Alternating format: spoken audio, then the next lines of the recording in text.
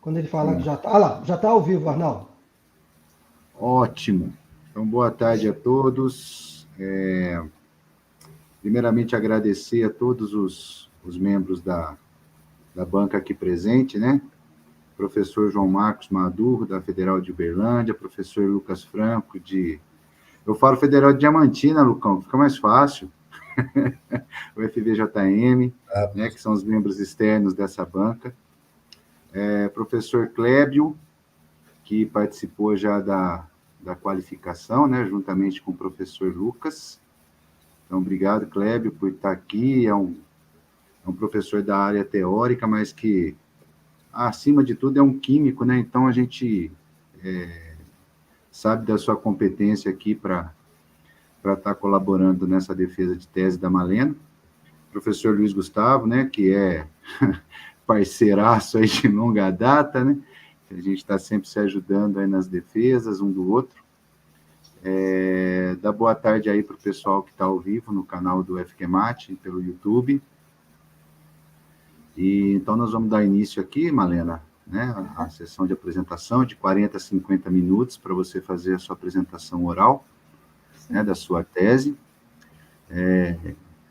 Fique tranquila, respire fundo, né, que, como disse o professor João Marcos há um mês e pouco atrás, né, a parte mais difícil você já cumpriu, né?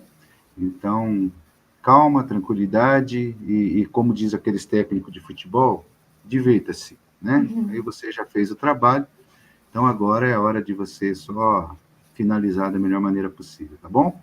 Sim. Eu vou, acho que é parar a câmera, né, Clebinho? Para não Isso aí, aí fica só a Malena depois, isso. Eu vou parar a minha câmera aqui. Então, Malena, você está autorizada aí a começar a sua defesa, tá bom? Então, boa tarde a todos, meu nome é Malena, eu sou aluna de doutorado do programa do FQMAT, fui orientada pelo professor doutor Arnaldo César Pereira, e vou apresentar para vocês o resultado do meu trabalho, que tem como título Desenvolvimento de um eletrodo impresso à base de PET e modificado com material de carbono e MIP, visando a determinação de paraquat. Então, a apresentação ela foi dividida em 5 capítulos. O capítulo 1 é uma breve introdução e os objetivos do trabalho. O capítulo 2 ele vai descrever o desenvolvimento da tinta condutiva de grafite e a construção do eletrodo impresso. Já o capítulo 3 ele vai detalhar a síntese e a caracterização de um polímero molecularmente impresso, o MIP. E o capítulo 4 então, vai ser o desenvolvimento de um sensor à base de eletrodo impresso modificado com o MIP nanotubo para, assim, determinação de paraquat em amostras reais. E o capítulo 5 vão ser as considerações finais.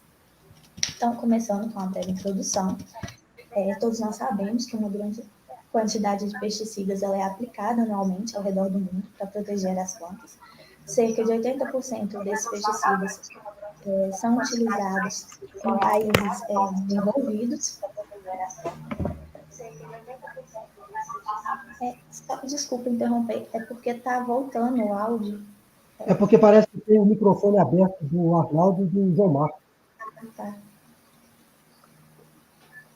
Então, continuando, como eu disse, né, uma grande quantidade desse pesticida ele é aplicado anualmente ao redor do mundo para a proteção das plantas, das culturas, e cerca de 80% desses pesticidas eles são aplicados em países em desenvolvimento, mas o que preocupa mesmo é em relação aos países em desenvolvimento, que é onde ocorre cerca de 99% das intoxicações fatais por pesticidas, demonstrando assim já a grande importância, né, de desenvolver métodos que possam ajudar no controle da utilização desses pesticidas. Então, é evidente a importância da utilização deles para o sistema produtivo, né, para o controle das pragas e o desenvolvimento das plantações, só que essa aplicação ela pode gerar grandes problemas para a saúde e para o meio ambiente, visto que esses pesticidas eles apresentam uma alta toxicidade. Já a Organização Mundial de Saúde, ela estima que ocorram anualmente cerca de 3 milhões de intoxicação aguda, e dessas, aproximadamente 220 mil levam ao óbito. E a Anvisa, ela destaca que a segunda maior causa de intoxicação em seres humanos é por pesticida, perdendo apenas para a intoxicação por medicamentos. Então, dentre os pesticidas, a gente pode dar destaque para o paraquat, que é um pesticida da classe dos herbicidas, considerado altamente tóxico para a saúde humana, e é um dos herbicidas, apesar disso, é um dos herbicidas mais utilizados em cerca de 130 países do mundo. Isso devido ao seu baixo custo, à sua alta eficiência e ele não ser considerado um poluente para os solos. Então, ele vai atuar exclusivamente por contato e vai permitir a destruição das ervas daninhas de folhas largas e do tipo gramíneas. Ele é muito utilizado, então, em plantações de feijão, soja, acerola, maçã, batata, entre outras. Como eu disse, ele é extremamente tóxico e ele pode causar intoxicações fatais, tanto em seres humanos quanto em animais. Ele leva, então, à fibrose dos alvéolos pulmonares, à necrose do fígado e do rim, ao desenvolvimento de câncer, doenças respiratórias e a paralisia. No Brasil, a legislação que define, né, a utilização desse pesticida é a Anvisa. Ela delimitava, então, os limites máximos de resíduos que eram permitidos nas culturas, só que, em 21 de setembro de 2017, a Anvisa resolveu, por meio da RDC número 177, pelo banimento da utilização do paraquat, mas acabou concedendo um prazo para a transição até 2021, na qual esses agricultores poderiam utilizar o estoque remanescente que eles tinham desse pesticida.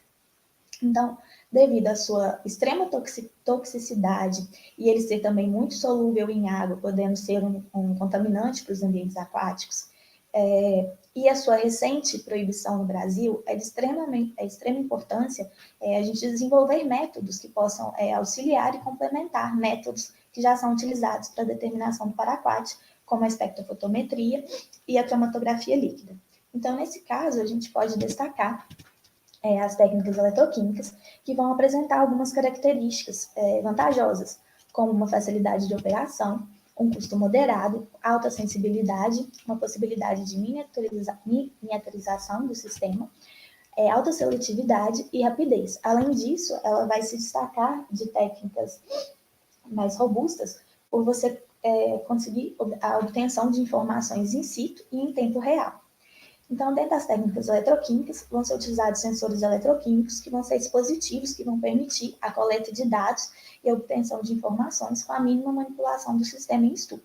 Só que esses sensores eletroquímicos, eles ainda podem apresentar alguns problemas em relação à sua sensibilidade e seletividade, e daí, então, surgem os eletrodos quimicamente modificados, que vão ser eletrodos que vão ter uma espécie quimicamente ativa imobilizada na sua superfície. Então, esses eletrodos quimicamente modificados, eles são divididos basicamente em duas partes, onde você tem o eletrodo base e essa espécie modificadora. Como eletrodo base, pode ser utilizado diferentes eletrodos, como eletrodo de carbono vítreo, eletrodo de pasta de carbono e os eletrodos impressos, no qual vem se destacando devido a algumas características, como poderem ser produzidos em larga escala, com um custo baixo, uma boa reprodutibilidade, uma boa precisão e sensibilidade, a possibilidade de miniaturização, uma facilidade de manuseio, a utilização de um volume menor de amostra e por serem considerados descartáveis. Além disso, tem a possibilidade de uma total automação na fabricação de um sistema completo, contendo o eletrodo de trabalho, auxiliar e referência, todos impressos no mesmo suporte. Então, a técnica mais utilizada para preparação desses eletrodos é a serigrafia ou o screen printed. De forma geral, você vai precisar de um suporte inerte. Esse suporte pode ser de diferentes materiais, como o papel, o PVC e até o PET, que vai ser utilizado nesse trabalho. A partir daí, então, é feita uma máscara com o formato desse eletrodo. Essa máscara ela é colada sobre esse suporte inerte e a partir, então, da utilização de uma tinta condutora, que também pode ser à base de vários materiais, como ouro, prata e materiais carbonáceos, como grafite, você vai passar, então, com a ajuda de uma espátula, essa tinta sobre essa máscara, né, que está colada sobre o seu suporte, e depois do processo de secagem, é utilizado um material. Nesse trabalho vai ser utilizado o esmalte como um isolante, para delimitar, então, de um lado o contato elétrico desse eletrodo e do outro lado, da outra extremidade, a área ativa desse eletrodo. Como modificador, foi escolhido trabalhar com os polímeros molecularmente impressos, os MIPs. Eles vêm se destacando por ser uma ferramenta promissora para o desenvolvimento de sistemas com reconhecimento biomimético, semelhante aos sistemas específicos, como, por exemplo, enzima substrato ou antígeno anticorpo, só que eles vão apresentar algumas vantagens em relação a esses materiais biológicos, como um preparo fácil, de baixo custo, um armazenamento simples, que muitas vezes pode ser feito em temperatura ambiente por um longo período de tempo, e uma seletividade adquirida. Essa seletividade ela vai estar relacionada com o preparo de síntese desse material. Normalmente, a síntese mais utilizada é a polimerização em bulk, ela ocorre de forma mais homogênea, e de forma geral, é necessário você ter uma molécula molde. Essa molécula molde é o seu analito de interesse, no caso do trabalho vai ser o paraquat, e monômeros funcionais. Então, você precisa que haja uma interação forte entre esse monômero e essa molécula molde, formando assim um complexo estável, e a partir então da utilização de reagentes de ligação cruzada e iniciador radicalar, ocorre a polimerização em volta dessa molécula molde, e após esse processo, você tem que fazer a extração desse analito, né, fazer a retirada dessa molécula molde, para você então deixar essas cavidades que foram produzidas, né, essas cavidades seletivas, amostras para serem utilizadas. Apesar, né, desses polímeros dos MIPs eles poderem aumentar a seletividade quando eles são utilizados como modificadores nos eletrodos, eles não são um material condutor. Então, é necessário que se utilize um outro material juntamente com o MIP para facilitar essa troca de elétrons com a superfície do eletrodo. Então, foi escolhido trabalhar com os materiais carbonáceos, dentro deles nanotubos de carbono. Então, esses nanotubos, a gente sabe que eles apresentam características que são próprias, como uma grande resistência mecânica e propriedades químicas, das quais a gente pode destacar pela excelência a condutividade térmica e principalmente a condutividade elétrica. Esses nanotubos, eles podem ser nanotubos de carbono de parede simples, quando a gente tem apenas uma folha de grafeno enrolado em formato cilíndrico, ou então nanotubos de carbono de parede múltipla, quando a gente tem de 2 a 40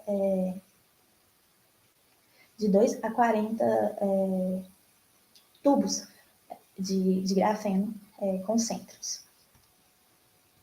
Então, como objetivo geral do trabalho, foi o desenvolvimento de um eletrodo impresso, modificado com polímero molecularmente impresso, e os nanotubos de carbono de parede múltipla, para determinação de paraquat, tanto em amostras de água como em amostras de alimento. Então, entrando agora no capítulo 2, que vai retratar o desenvolvimento da tinta condutiva de grafite e a construção desse eletrodo impresso.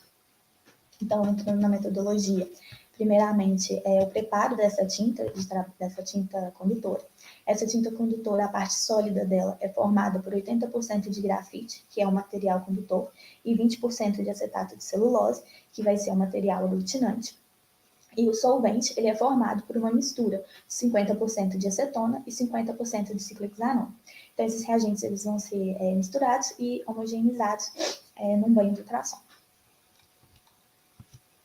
Já o suporte que vai ser utilizado para a preparação desse eletrodo é uma folha de PET. Essa folha, ela vem de garrafas de refrigerante que foram coletadas. Essa folha, então, ela vai ser lavada e em seguida ela vai ser lixada em uma única direção para facilitar, assim, a deposição dessa tinta condutora sobre esse suporte. Após esse processo, ela vai ser limpa com álcool 70 para que possa ser retirada qualquer resíduo que tenha ficado nesse processo, no processo de lixamento. O próximo passo, então, é o desenho dessa máscara que vai ser utilizada.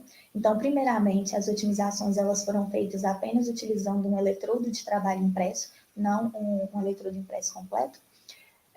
Então, essa máscara ela foi criada, né, no software CorelDRAW. Em seguida, ela foi recortada em um papel adesivo com o auxílio de uma máquina plotter. E após esse processo, a parte interna dessa máscara é retirada e a máscara, então, é colada sobre a superfície de uma folha PET. Depois desse processo, uma quantidade da tinta ela é depositada sobre essa máscara com a ajuda de uma espátula e antes dessa tinta secar, essa máscara ela deve ser retirada. Após o período de secagem, então, os dispositivos eles vão ser recortados individualmente e em seguida, como eu disse, uma camada de esmalte, que vai ser utilizado como isolante, vai ser passada para delimitar o contato elétrico em uma extremidade e na outra para definir a área ativa desse eletrodo, como a gente pode observar pela figura B. Como eu disse, em seguida, após o primeiro processo de otimização, foi feito, sim, o eletrodo impresso completo, ou seja, o eletrodo de trabalho, referência auxiliar, todos impressos no mesmo suporte, como a gente pode ver pela máscara na figura 2.3. A única diferença é que vai ser utilizada uma tinta de prata, que foi desenvolvida por alunos do nosso grupo de pesquisa, Essa tinta de prata, ela vai ser utilizada, então, para a formação do eletrodo de quase referência. Para isso, vai ser utilizado 1 grama de pó de prata, 0,43 gramas de esmalte e 1.000 microlitros de acetona. Ela, então, vai ser sonicada durante 20 minutos e, em seguida, uma fina camada vai ser passada sobre o eletrodo de quase referência. Após esse processo, é feita essa tinta, então, ela vai ser clorada com uma solução de alvejante, e isso para poder formar a prata cloreto de prata sobre a superfície, né, já da tinta de prata, formando assim, então, um eletrodo de quase referência de prata cloreto de prata. Então, entrando agora nos resultados desse processo de desenvolvimento da tinta e do eletrodo de trabalho. Primeiramente, foi feito um estudo em relação à composição dessa tinta condutora. Foi avaliado, então, primeiramente, a mistura de solventes, mantendo-se fixa, então, a quantidade de material sólido. Para isso, foi utilizada uma sonda eletroquímica e a voltametria cíclica. É de extrema importância a gente fazer o estudo em relação ao solvente, pois ele deve ser ele deve solubilizar de forma efetiva o material aglutinante para poder possibilitar uma certa homogeneidade nessa tinta condutora. Além disso, a secagem dessa tinta, ela também vai influenciar no resultado final desse eletrodo. Então, solventes que evaporam muito rapidamente podem acabar causando rachaduras nessa tinta durante o processo de secagem. E já, por outro lado, quando a gente tem solventes pouco voláteis, esse tempo de secagem mais longo pode comprometer a dispersão desse material condutor no material aglutinante, comprometendo assim a homogeneidade dessa tinta e influenciando na resistência elétrica desse eletrodo impresso. Então, para isso, foi avaliado de 100% de acetona presente na mistura até 100% de ciclohexanona. Como a gente pode observar, a mistura entre 50% de acetona e ciclohexanona foi a que apresentou a maior variação de corrente. Além disso, a gente pode destacar que quando a gente utiliza proporções maiores de ciclohexanona como solvente, ela não vai ser efetiva para a solubilização do acetato de celulose, e isso vai acabar gerando uma resolução de pico menor. E quando a gente utiliza concentrações mais altas de acetona, ela vai ser boa para solubilizar o acetato de celulose, porém, em função da sua alta volatilidade, essa tinta condutora ela vai demonstrar uma baixa homogeneidade quando ela for dispersa no substrato e vai também acabar gerando rachaduras e fissuras quando essa tinta acaba de secar. Então, por isso, optou-se por dar continuidade utilizando 50% de acetona e 50% de ciclohexanona, que foi o que apresentou a maior variação de corrente, além de apresentar uma maior homogeneidade e viscosidade no preparo da tinta. Outro ponto importante em relação à quantidade de material condutor presente nessa tinta. Para isso, foi avaliado de 95% a 70% de grafite na parte sólida dessa tinta. Então, a gente sabe que quando a gente tem uma proporção menor, quando a gente tem uma proporção menor de grafite nessa tinta, a gente vai acabar tendo uma diminuição na capacidade condutora desse eletrodo. E quando a gente tem concentrações muito altas de grafite, a gente acaba diminuindo a concentração de acetato de celulose, que é o aglutinante, e isso vai dificultar com que essa tinta ela fique presa sobre o suporte. Então, ela acaba se soltando com uma maior facilidade. Então, por isso, optou-se por trabalhar com 80% de grafite e 20% de acetato de celulose.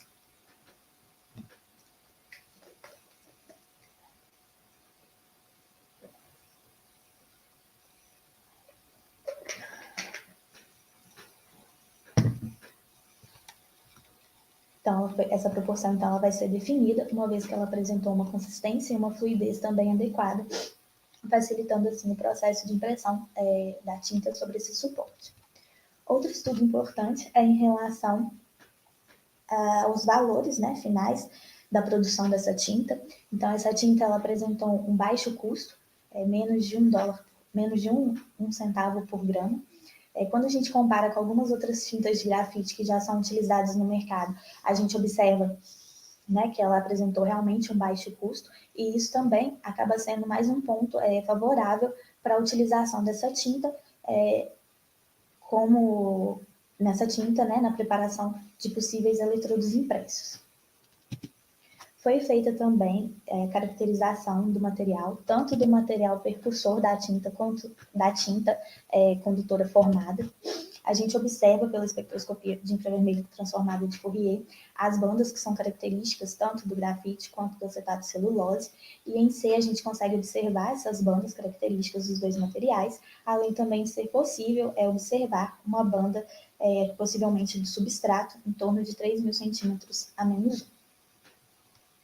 Comprovando assim, né, a presença desses materiais na tinta condutora. Outro estudo que foi realizado foi outra caracterização, foi a microscopia eletrônica de varredura. Também foram avaliados o grafite em A, o acetato de celulose em B e a tinta condutora em C.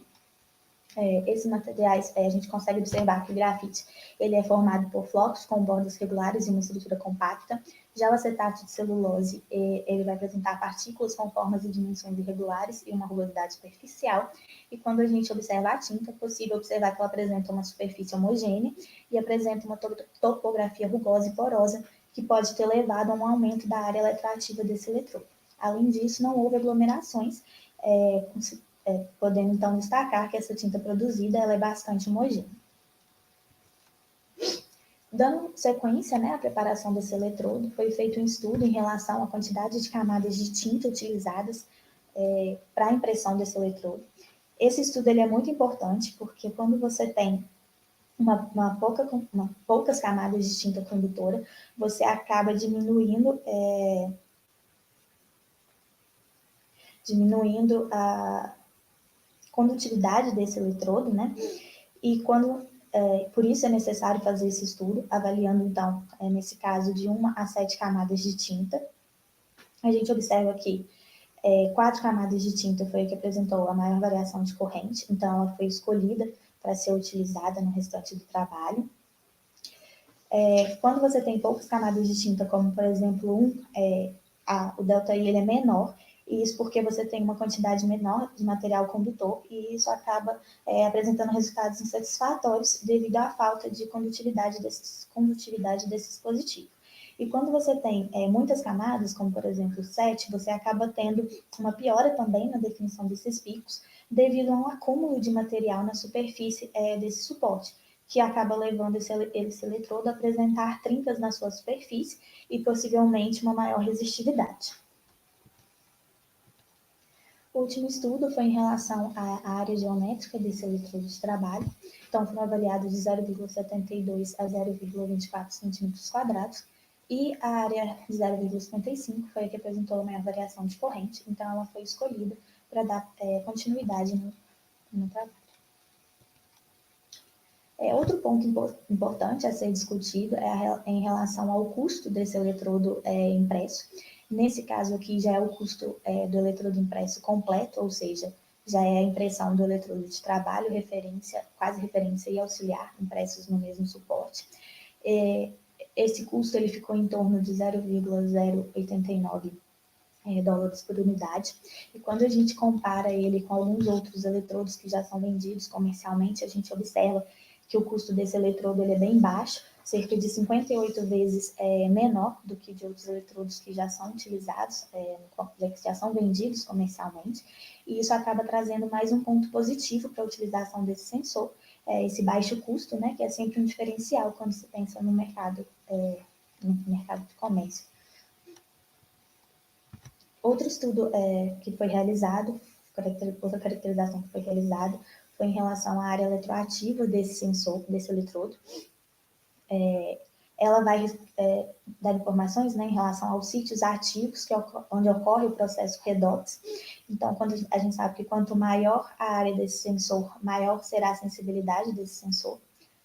Então, dessa forma, utilizando a partir, né, da equação de Henry-Seyville e voltamogramas utilizando a voltametria cíclica com diferentes taxas de varredura, foi possível estimar a área eletroativa desse eletrodo, que ficou sendo de 2,98 centímetros quadrados, que é uma área relativamente muito maior do que a área geométrica que foi discutida anteriormente.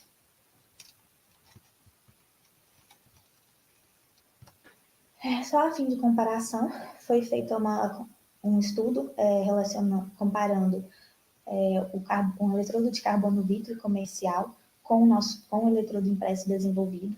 Essa comparação, então, ela vai demonstrar que o desenvolvimento desse eletrodo impresso, ele fornece uma resposta, digamos, satisfatória em relação a um eletrodo comercial que já está estabelecido no mercado. A gente pode destacar, então, seu potencial de eficácia. Além disso, a gente consegue observar que o eletrodo impresso ele exibiu uma ligeira redução no potencial de oxidação e um pico melhorado, né, uma variação de corrente maior do que quando se utiliza o carbono vítreo. Por fim,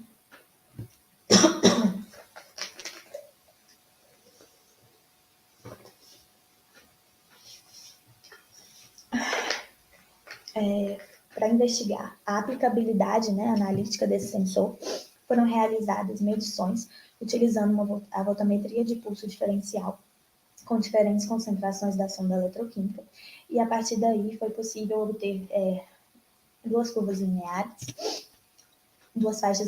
ter a curva analítica com duas faixas lineares de resposta, de 0,1 milimol a 1,4 milimol, e de 1,4 milimol a 4,1 milimol, com um coeficiente de correlação de aproximadamente 0,99, demonstrando, assim, o potencial desse eletrodo impresso como sensor voltamétrico para diferentes analíticos.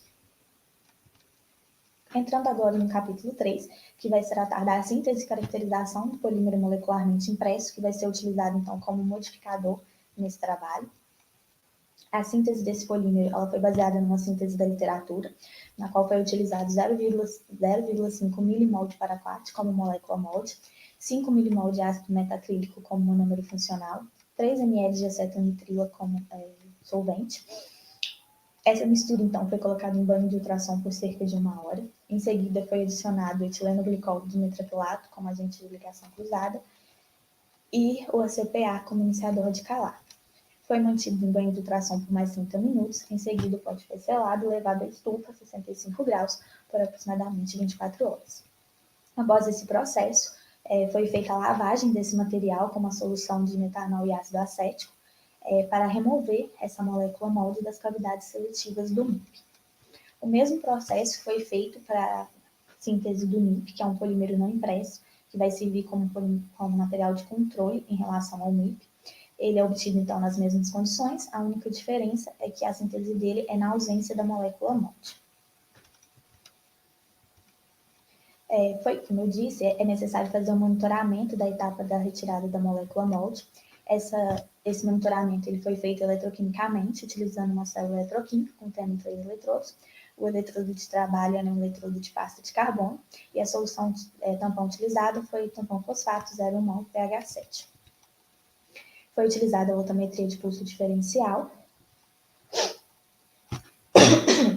e com esse monitoramento foi feito avaliando o sobrenadante que foi retirado de cada processo de lavagem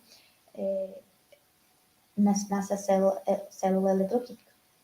Após o processo de lavagem, então, esse material ele foi deixado em temperatura ambiente para secar.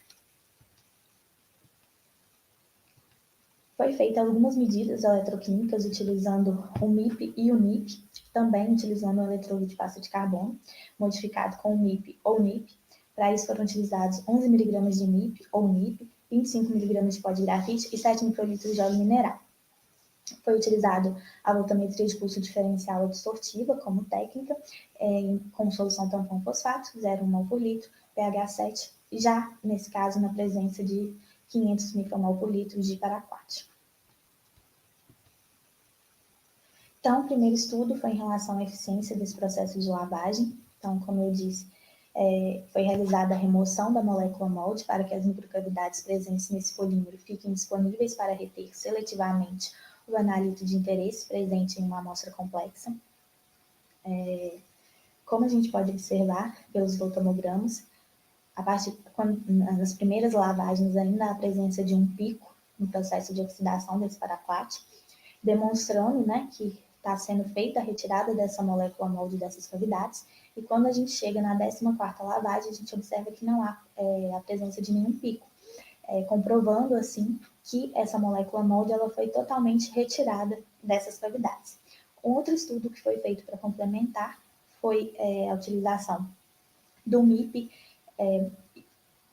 antes do processo de lavagem, ou seja, um MIP que ainda continha o paraquat em suas cavidades, e um MIP após o processo de lavagem, onde já não continha mais o paraquat nas cavidades.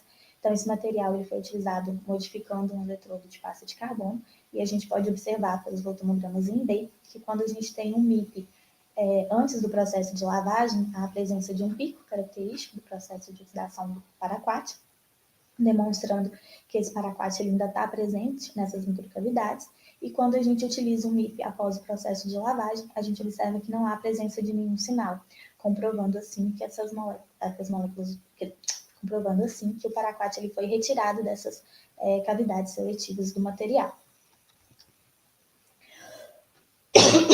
Foi feita a caracterização desses polímeros, tanto do polímero, tanto do MIP quanto do NIP. A gente pode observar em A e B as micrografias do MIP e em C e D as micrografias do NIP. Então, a gente consegue observar que não há diferenças significativas entre o MIP e o NIP, demonstrando assim que essa molécula molde ela não vai influenciar nas características morfológicas do MIP. Outra coisa que pode ser observada é que tanto o MIP quanto o NIP, eles apresentam superfícies irregulares, compostas por partículas com tamanhos não uniformes, o que pode resultar na capacidade absortiva desse material, e também que é uma característica, um perfil morfológico muito comum para polímeros que foram sintetizados pelo método de Book. Foi feita também a espectroscopia de infravermelho com transformada de Fourier, tanto para o MIP quanto para o NIP. Na tabela a gente tem as principais bandas encontradas e a gente observa que essas bandas descritas, elas estão presentes tanto no MIP quanto no NIP, e isso já é de se esperar devido à composição química semelhante dos dois materiais, né? Pois eles apresentam a mesma rota sintética e os mesmos reagentes, exceto pela adição da molécula molde no MIP. E esse estudo também comprova, né, indica que houve uma remoção bem sucedida do template. Por fim, foi feita uma comparação entre o MIP e o NIP. Para isso, foi utilizado o MIP e o NIP, respectivamente, na construção de sensores eletroquímicos à base de pasta de carbono. O NIP, então, como eu disse anteriormente, ele serve para um efeito de comparação, pois ele é feito sem a formação dessas cavidades, né, seletivas. E a gente observa pelos voltomogramas que quando se utiliza o MIP, o ganho de corrente ele é muito maior, ou seja, a seletividade desse material é muito maior, proporcionando assim uma maior sensibilidade para o eletrodo, para o sensor, quando se comparado com o NIP. E isso, mais uma vez, está relacionado a essas cavidades seletivas que são formadas no processo de síntese desse material. Demonstrando assim resultados promissores, né, em relação ao uso desse MIP como modificador para determinação eletroquímica do paraquat. Entrando agora, então, no capítulo 4, que foi o desenvolvimento, então, do sensor à base de eletrodo impresso modificado com MIP e nanotube de carbono para determinação do paraquat. Então, aqui vai ser utilizado o eletrodo impresso, que foi detalhado anteriormente, modificado, então, com o MIP para determinação do paraquat em amostras reais. Então, primeiramente, foi feita a construção desse eletrodo de trabalho modificado, né? Então, para isso foi utilizado 4 mg de nanotubo e 4 mg de MIP. Estão misturados em 12 ml de DMF e essa suspensão, então, foi levada em banho de ultrassom por cerca de 5 minutos. Em seguida, 10 microlitros dessa suspensão vai ser depositada sobre a superfície desse eletrodo de trabalho e esse eletrodo, então, vai ser deixado em temperatura ambiente por cerca de 20 minutos para que essa modificação seque. Primeiramente, foi utilizado apenas o eletrodo de trabalho impresso para fazer as otimizações e, em seguida, vai ser utilizado o eletrodo impresso completo. Então, começando, né, foi feito um estudo em relação ao eletrodo de trabalho impresso, e um eletrodo comercial, mais uma vez utilizando o eletrodo de carbono vitro, justamente para a gente averiguar se há presença ou não desse processo redox do paraquat, Como é possível observar pelos otomogramas, tanto em A quanto em B, há a presença dos picos característicos para o processo de oxirredução do paraquat, tanto para o eletrodo de carbono vítreo quanto para o eletrodo impresso. Esses picos eles vão estar relacionados, primeiramente, pelo processo redox, em torno de mais ou menos menos 0,70 volts, que vai estar associado ao paraquat 2+, indo para paraquat+. Esse transporte de massa, provavelmente, ele é controlado por difusão. E o segundo pico, próximo de menos 1 volt, ele vai estar relacionado do paraquat+, indo para o paraquat neutro. Esse controle de massa é provavelmente controlado por... O controle de massa, nesse segundo ponto, é controlado por absorção e é um processo quase reversível de oxirredução do paraquat. E esses picos, né, esse processo, ele já é bem característico na literatura. Então, com essa comparação, é possível observar que houve um ganho considerável da variação de corrente, além de, mais uma vez, né, apresentou os picos, que são característicos do processo de oxirredução do paraquat, comprovando, assim, que esse eletrodo impresso ele pode, sim, ser utilizado para determinação de paraquat, mesmo sem a modificação. O próximo passo foi em relação ao estudo da modificação desse eletrodo. Então, foram avaliados o eletrodo impresso, o eletrodo de trabalho impresso sem modificação, modificado apenas com o nanotubo, modificado apenas com o MIP e modificados com o nanotubo e o MIP.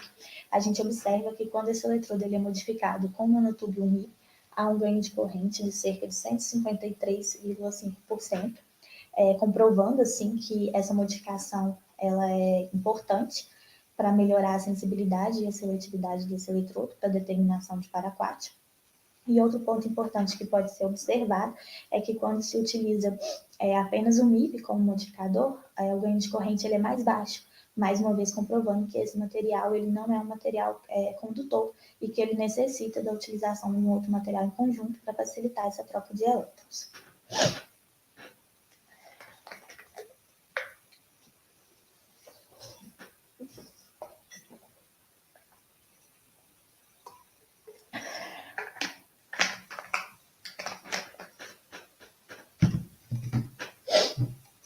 Outro estudo importante foi em relação à quantidade percentual de MIP presente nessa suspensão.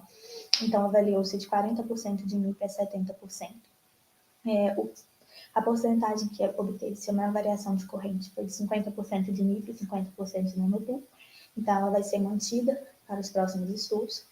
A gente sabe que quando a gente tem uma quantidade muito grande de MIP, a gente diminui a quantidade de nanotubo, e isso faz com que a variação de corrente seja menor, pois o MIP não é um material condutor. Foi feito também um estudo sobre a influência do pH na resposta do sensor. Para isso foi utilizado o tampão fosfato Britton-Robson, avaliando do pH 2 ao pH 10. É possível observar um aumento na variação de corrente até o pH 7, e após esse processo um decréscimo. Isso pode estar relacionado que para pHs ácidos esteja ocorrendo uma competição pelas cavidades seletivas do MIP entre o hidrogênio e o paraquat, e que para pHs alcalinos essa diminuição pode estar relacionada devido à degradação do paraquat. Por isso, optou-se por dar continuidade utilizando o pH 7. Foi feito também um estudo da avaliação da força iônica, avaliação do efeito da solução tampão, Para isso foram avaliados os tampões Pipes, EPS, Britton-Robson, trismifosfato. Como é possível observar pela tabela, o tampão fosfato foi o que apresentou a maior variação de corrente, então ele será mantido para o restante do trabalho, e isso pode estar relacionado devido à mobilidade maior dos íons fosfatos, causada pelo menor tamanho desses íons quando comparados com os demais, possibilitando assim uma maior facilidade nessa transferência de carga entre a superfície do eletrodo e a solução. Foi feito também a avaliação da força iônica na resposta desse eletrodo. Para isso foram avaliadas concentrações de 0,05 até 0,25 mol por litro. A gente observa que há um aumento na variação de corrente até a concentração de 0,10 mol por litro, que será mantido, então, no restante do trabalho. E após essa concentração, há uma queda. Isso pode estar relacionado, provavelmente, devido a concentrações desses íons fosfatos ser insuficientes para realizar o carregamento das cargas presentes nessa solução, abaixo de 0,10 mol por litro, e acima de 0,10 mol por litro, é possível que ocorra uma competição entre o analito e os íons fosfato, o que justifica essa menor intensidade na variação de corrente. A partir daqui, a partir então da otimização dos parâmetros operacionais, foi utilizado o eletrodo impresso completo, ou seja, o eletrodo de trabalho com as referências auxiliar impressos no mesmo suporte. Então, a gente sabe que a escolha da técnica eletroquímica a ser utilizada para a determinação do analito ela é fundamental. Isso porque alguns parâmetros analíticos, como limite de detecção, limite de quantificação, sensibilidade, seletividade, reprodutibilidade, vão depender da qual técnica vai ser empregada. Então, nesse trabalho, foi avaliada a voltametria de pulso diferencial absortivo. Então, após o processo de otimização desses parâmetros operacionais, foi feitas adições sucessivas de paraquat, e a partir daí foi possível construir uma curva analítica, na qual apresentou uma faixa linear entre 2,5 e 500 micromol por litro, com uma sensibilidade de 0,033 microampere por micromol. Foi feito também a otimização para a voltametria de onda quadrada dissortiva, e após esse processo, foi feita adições sucessivas de paraquat, obtendo-se assim uma curva analítica com duas faixas lineares, de 6,3 a 200 micromol por litro e de 200 a 500 micromol por litro, com uma sensibilidade de 0,20 microampere por micromol e de 0,1 microampere por micromol por litro. Após esse processo, foi comparado então as duas técnicas a partir da sensibilidade, e é possível observar então que a voltametria de onda quadrada dissortiva foi a que apresentou a maior sensibilidade, então ela vai ser utilizada no restante do trabalho. Entrando agora na validação do método proposto. A validação da metodologia analítica é de extrema importância, pois ela vai garantir que essa metodologia analítica ela seja exata, precisa, linear e estável sobre uma faixa específica de análise. Então, essa validação ela foi realizada de acordo com as normas da Anvisa. Então, primeiramente, foi feito o cálculo dos limites de detecção e quantificação a partir das equações 1 e 2, obtendo-se, então, como limite de detecção um valor de 6,19 micromol por litro e um limite de quantificação de 6,30 micromol por litro, no qual o limite de quantificação ele pode ser considerado como sendo o primeiro ponto da curva. Em seguida, dando continuidade a essa validação, foi feito o estudo dos parâmetros de exatidão e precisão. A Anvisa, então, ela vai estabelecer que a avaliação dessa precisão seja realizada em 2 níveis. Então, foi feita a repetibilidade, que é uma análise intradia, ou seja, é a concordância desses resultados em um curto período de tempo, e uma precisão intermediária, interdia, que é a concordância desses resultados obtidos em dias diferentes.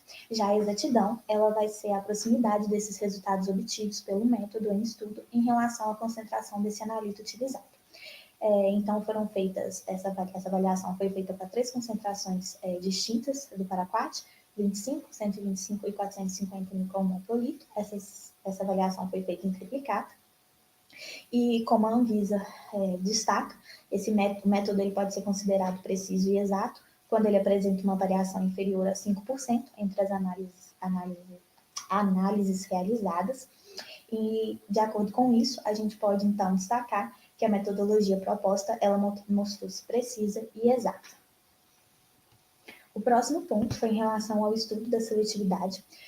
Diante da importância, né, e a necessidade da determinação de paraquat em amostras complexas, além, é claro, da seletividade ser uma característica mais importante em um sensor baseado em MIP, foi feito esse estudo, então, sobre a seletividade desse método proposto, investigando esse comportamento de possíveis espécies interferentes que vão estar né, disponíveis em amostras reais que vão ser estudadas, como amostras de água e alimento. Esses interferentes eles foram estudados em uma concentração 50 vezes maior do que a do paraquat.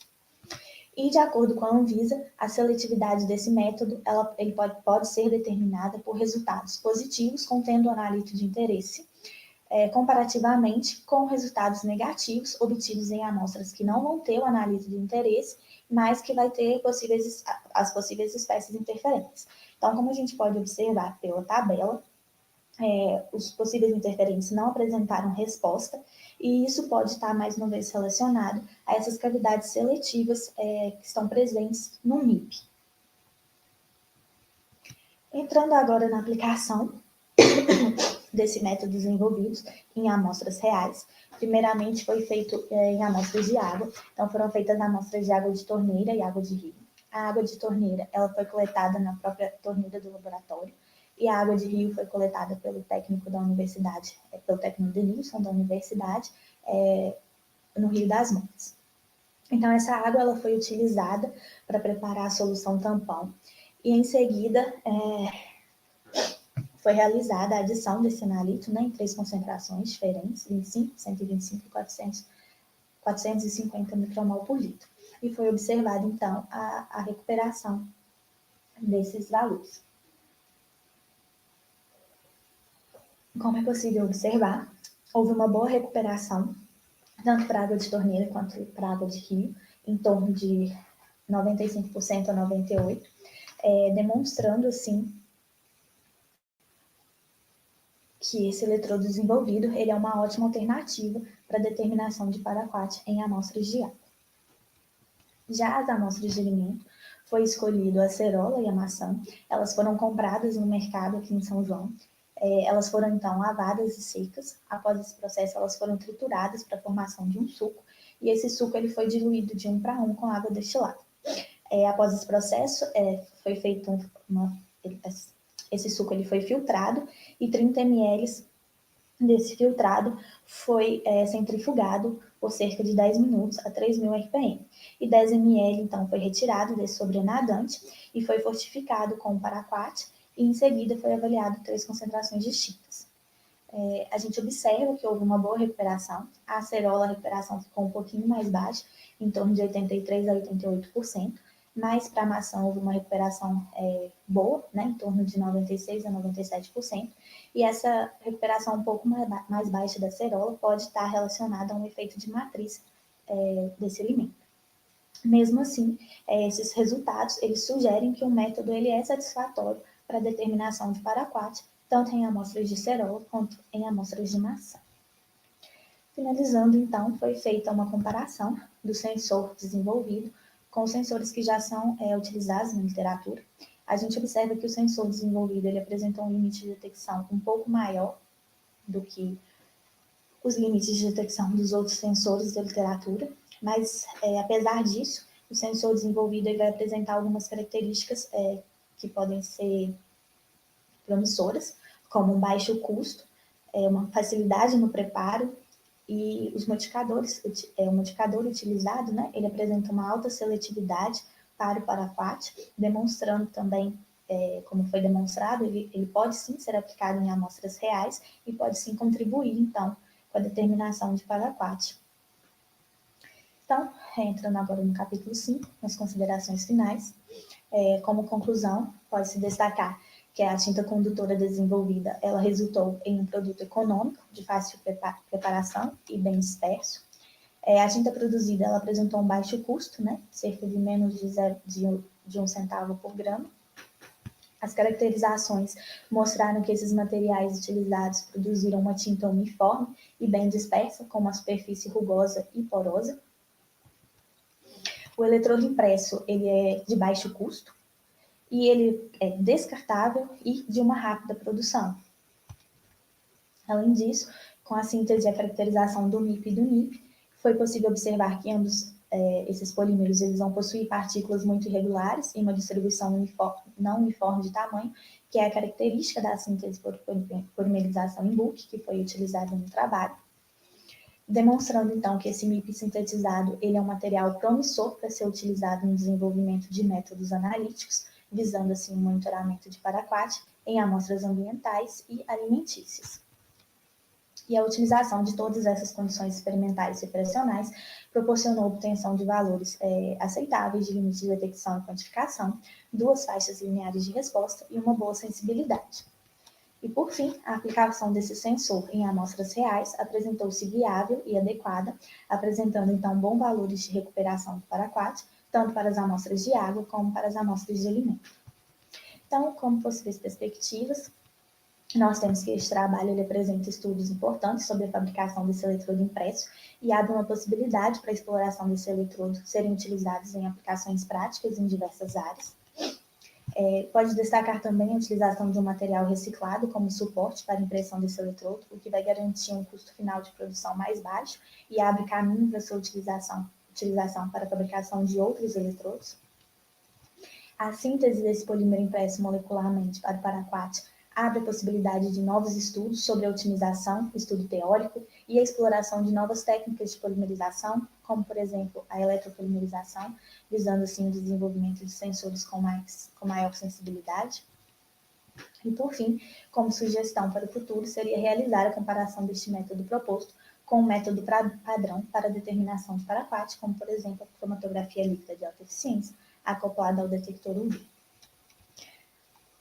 Essas são algumas referências que foram utilizadas no trabalho e os meus agradecimentos ao meu orientador, que me acompanhou durante todo esse processo, à minha família, à Universidade Federal de São João del Rei, ao programa de pós-graduação em Física e Química de Materiais, ao grupo, né, de pesquisa em qual eu faço parte, ao laboratório em qual eu participo, destacando os meus colegas de laboratório, que também estavam sempre presentes, e as agências de fomento. Então, obrigada a todos e obrigado também aos membros da banca que estão aqui, né, para contribuir com o trabalho.